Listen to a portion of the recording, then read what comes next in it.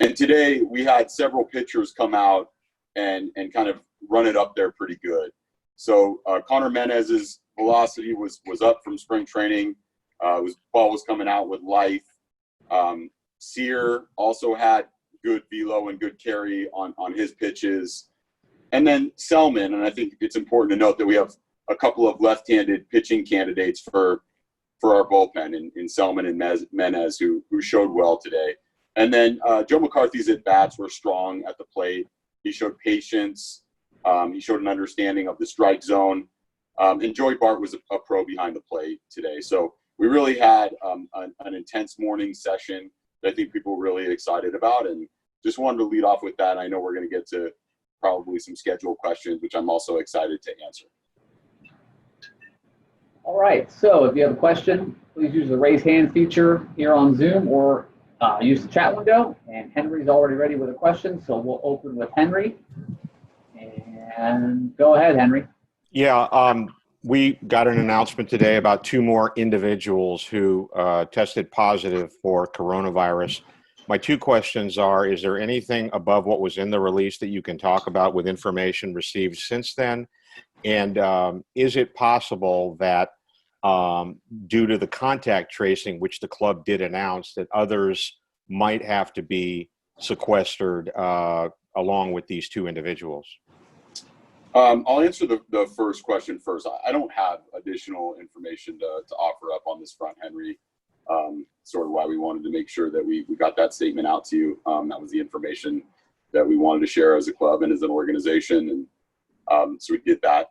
And with respect to contact tracing, I kind of mentioned what our protocol is, and I'm not going to get into more detail about it, but we have several individuals responsible for conducting our contact tracing. We're taking that seriously and ensuring that our camp is as safe as possible.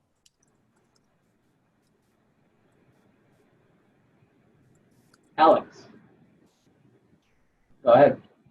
Gabe, just wanted to ask what stood out from the schedule, and then also yesterday you had talked a little bit about there was some discussion about game times, and it looks like they're all basically 6:45 games. Could you go into maybe what the discussion was, and if there was anything from MLB that made you guys stay with so many night games? Yeah. So on the schedule, I guess I'll just talk first about the games that are scheduled. It's probably the easiest question to answer. Kind of a low-hanging fruit guy. So I think the end of the schedule is it's nice to have some home games in a stretch. We finish off at home, and then I think out of like our last 15 days, maybe fewer, we have 3 off days. I think that's always advantageous. It's a tough schedule, and I definitely don't want to discount that. You know, all of the games are challenges. The games with Anaheim stand out as they're going to be difficult, and the reason they're going to be difficult is because the middle of their lineup is so strong. One of the better parts of a lineup in the game, and obviously we have many games in Los Angeles, and so that stands out as well against the Dodgers in particular. It's a very challenging schedule, and that's the first thing that I noticed. And then on game times, was there any discussion about just getting players home earlier at night and more rest? Or? Yeah, I mean, we talked about everything, Alex, and you know, we have a certain amount of influence, and I just, you know, looking at it from a player's perspective, I think our players are going to be fine getting home after night games and being able to recover for the next day's night game. I don't think that's going to be a particular hardship for our players right now. You know, sometimes it's difficult to see at this ballpark at that 6:45 hour, but we're tough when it's not a perfect start time. And, you know, I don't think there is a perfect start time for every player on a roster. There are players who would prefer to get home earlier. There are players who would prefer day games and things of that nature. It's very difficult to please everybody when it comes to schedules. That includes staff and players.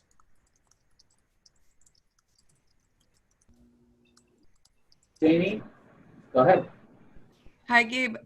You guys have told us a couple of players who tested positive. So you may not answer this, I guess, but do we know if these are 2 players or 2 staff members, or is that something, I guess I'm curious why with the players you were able to tell us and then not in this situation? Yeah, I mean, I'll continue to say that I don't have additional information to share beyond the statement that we put out. I will say that there are privacy concerns that we have to adhere to, and we're going to continue to respect staff members' privacy, players' privacy, and I'm not specifying either one of those things. Just saying in general, we need to adhere to and protect people's privacy, adhere to the policies, and protect people's privacy. Chris Alvarez. Go ahead. Gabe, does it kind of feel like the first day, or does it feel like Christmas morning when you get the schedule? And if so, can you explain that? And also to open the season on national TV against the Dodgers, just one of 2 games that day. Yeah, it kind of feels like Christmas morning where you open a present and you're not sure if you like it yet.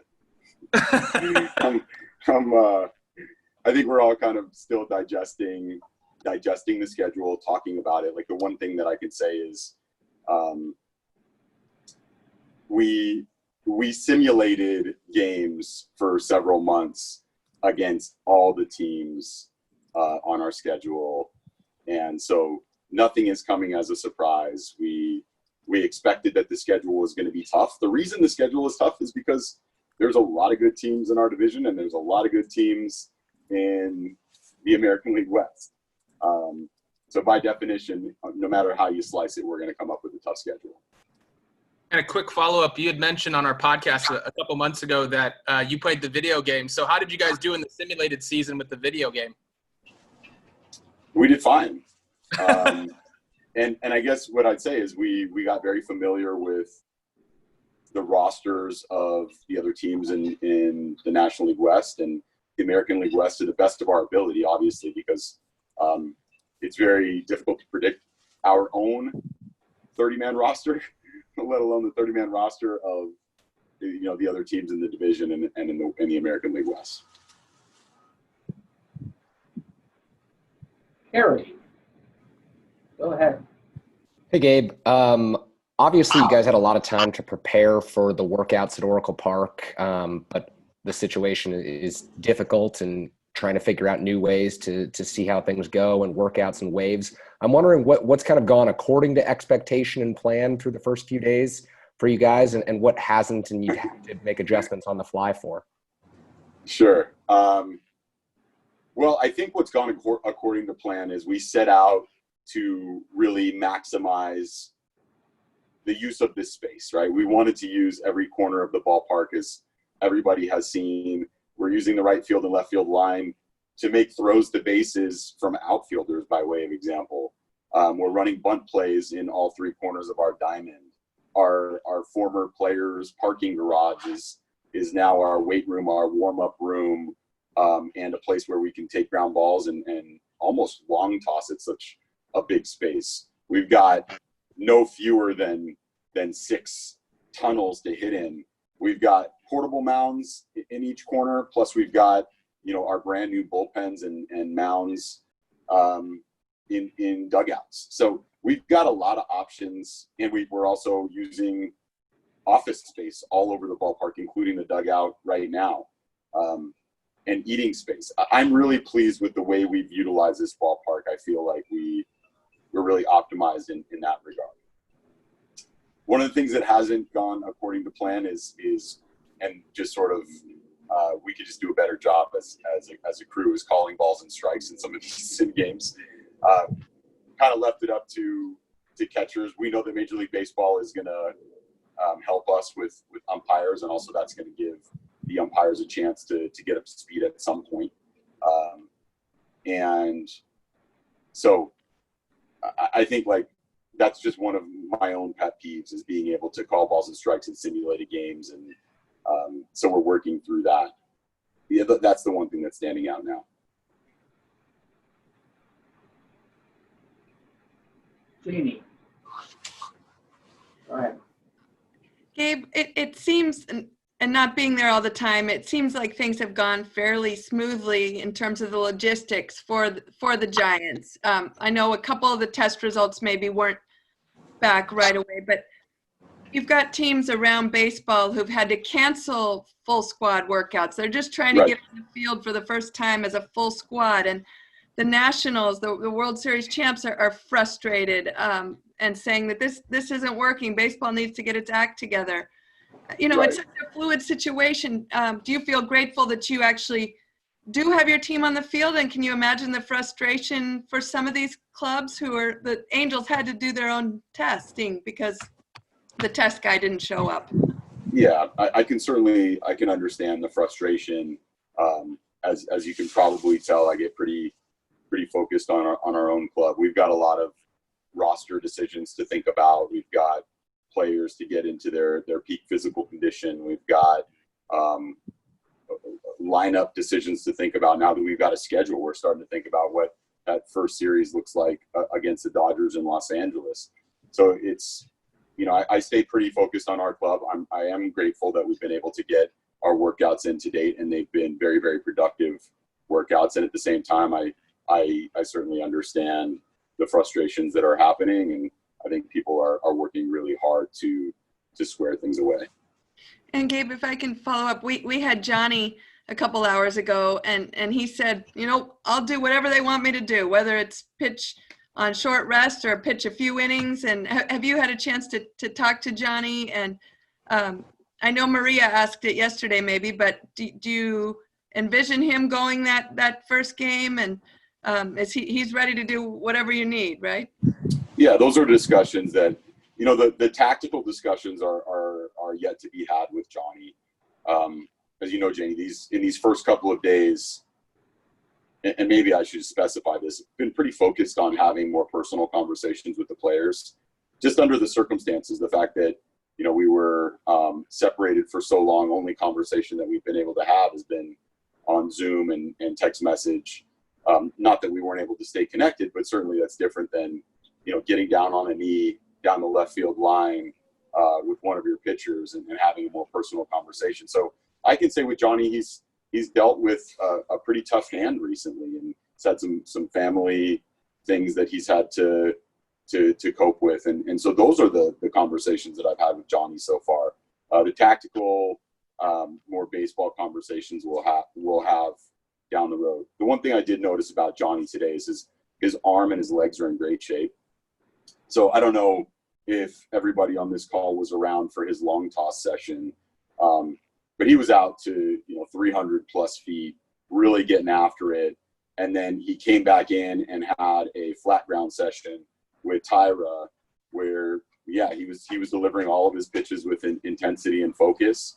So, you know, what does all that mean? You know, probably nothing more than Johnny's arm and his legs are in really good condition, but it was still nice to see, and something that I noticed today. Thank you. Henry. Go ahead. Did you say he was throwing from 300 or 330 feet? 300 plus feet. I'm like right now, Henry, I'm looking out at like the 365 State Farm sign. And he actually had a cutoff man in between, you know, him and I think, so Tyra was in the middle, and then we had another coach on the first baseline who was actually catching the throws, then throwing to Tyra, who was bouncing balls to Johnny. Like, this was a really intense long toss session. And I'm kind of estimating here, but I would say very comfortably 300 feet plus, which is a really good distance. Okay, and I had a couple of questions on some other matters. First of all, we heard that you might be so far ahead that you might actually consolidate the groups. Is that so? And might you start doing sim games as soon as tomorrow? Yeah, I can share that with you. We're going to have a version of an inter squad tomorrow. What specifically that looks like, not 100% sure, but we're going to have live action tomorrow for you guys. It's possible it looks more like a 7-on-7, but it's it's going to be a modified version of an inter-squad game. Okay, and lastly, both you and the A's have not announced an alternative site yet. I think part of the issue is that Northern California is really being socked hard. Have there been any discussions about like asking the league to move your alternative site outside the 100-mile circle? Some teams have asked about that. There may be some discussions going on, Henry. I haven't had those discussions specifically. Yeah, I think I'll just leave it at that. I don't really have much information on that front for you. Sorry. Okay. Chris Alvarez. Gabe, obviously, this is your first go with the Giants, and when you were hired, you talked about making different adjustments in your second managerial job. What adjustments maybe did you think about during quarantine that you're now applying? Obviously, the world's different, but what have you maybe changed? Talk a lot about players and what they did during quarantine, but what have you done as a manager and maybe the coaching staff's thought process? Yeah, so I don't know how up to speed you are on this, but we did kind of our staff's version of a book club this off season during our time away after our spring training. We read a book called The Culture Code, and it's by Daniel Coyle, and it was a book that really focuses on how to build, the ideal environment for players to flourish and develop. And one of the major themes of that book was getting away from tactical discussions with players in favor of digging in on personal discussions. And so there's two really interesting examples. Actually, it's three. Steve Kerr comes to mind, Greg Popovich comes to mind, and Pete Carroll come to mind. The three of them have done podcasts together, and one in particular focuses on how earlier in their coaching careers, they were so focused on, kind of whipping players into shape and getting them in peak physical condition. And I've even stories of like yelling and barking at players as they're going up and down the court on the basketball court. And all three of them talked about their maturity and how they talked to their players about social issues and injustices that they saw, history, wine, food, things of that nature. And it really got me to thinking, like, we have an incredible coaching staff that can focus on the X's and O's with our players. One of the adjustments that I think I've made more recently is take a step back from those sort of discussions, trust that those are happening and happening effectively, and really focus on the more personal conversations. Hey, what was this lockdown like for you? What did your family do to cope during this time period? What did you think of some of the racial injustices that you saw during this period? And what are your intentions going forward? Those sort of conversations have become more of a priority than, hey, like, what are you thinking when you're in a 1-1 count? Are you looking for a slider to drive to right center field? We got plenty of coaches and staff members to focus on those things. And there's certainly a time and a place for me to have them with our players as well. But right now, one adjustment that I'm thinking a lot about is really building the personal relationships with the players. Thank you. Amy. Go ahead. Gabe, this plays a little bit off of what you just said, but taking it another step further, I'm just curious how you personally handle kind of the anxiety that's around the world right now as the numbers continue to increase. I just know for me personally, each day I wake up, I can let a little bit of breath out that we're one to possibly getting the season off the ground. When you go home at night, are you able to relax a little bit? Are you like, okay, another day closer? How do you find the balance of what's happening in the world between what you're being tasked to do, which is to help get this team? Wow, Amy, it's a deep one. So I'll start by saying this. Like, I think I share a lot of the concerns that probably everybody on this Zoom call right now share, which is like, I'm always thinking about my family. My mom and dad are both older. They're in Southern California. You know, they haven't spent much time outside of the house. My mom has anxiety about that. You know, I take some of that on. And then I read a lot. I have a pretty good understanding of what's going on in various parts of the country, and I have concern about all of that as well. When I walk through the doors of this stadium, I know that my responsibility is to prepare this team to compete. I know that my responsibility is to be concerned about the well-being, the health of the players and our staff. And so I'm able to answer your question directly, flip that switch once I come in the ballpark. When I go home, I think I'm like everyone else. You know, I have concerns, I have worries, and I want the country to be better off than we are right now.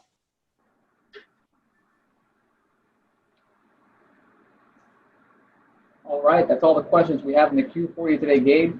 Thank you very much for the time, and we'll see you tomorrow. Thanks, guys. Talk to you soon.